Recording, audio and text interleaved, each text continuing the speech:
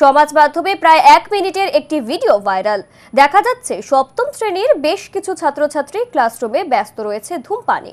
ঘটনার জেরে বাগডোগরা চিত্তরঞ্জন হাই স্কুলের বিরুদ্ধে নিন্দার ঝড় উঠেছে স্থানীয় মহলে। সমাজ মাধ্যমে এই ভিডিও ভাইরাল হলেও সিসিএন এই ভিডিওর সত্যতা যাচাই করেনি। তবে ক্লাসরুমে ইউনিফর্ম পরা অবস্থায় ছাত্রছাত্রীদের এহেন দৃশ্য নিঃসন্দেহে ওই স্কুলের শিক্ষা ব্যবস্থার অবনতির দিকে ইঙ্গিত করছে। স্কুল সূত্রে জানা গেছে, গত 5ই সেপ্টেম্বর শিক্ষক দিবসের দিন এই ঘটনা ঘটেছে বলে মনে করা হচ্ছে। তবে শনিবার থেকে এই ভিডিও ভাইরাল হয়েছে এবং তা করেছে ভাইরাল ভিডিওতে থাকা এক ছাত্র স্বয়ং।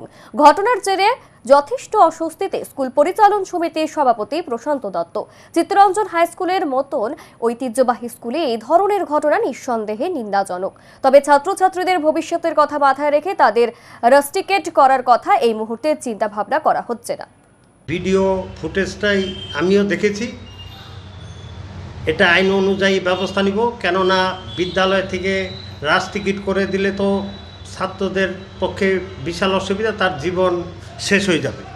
তো আমরা চাচ্ছি ভিডিও ক্লিপিং দেখে দেখে তার গার্জিয়ানকে আমরা ডাকবো এবং উপযুক্ত ব্যবস্থা আমাদের তরফ থেকে আমরা নিব।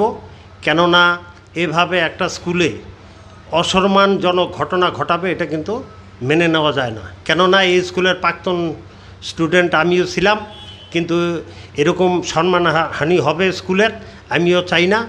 আর গার্জিয়ানকে পাশাপাশি ডেকে আমরা বলবো উপযুক্ত ব্যবস্থা নেওয়ার জন্য।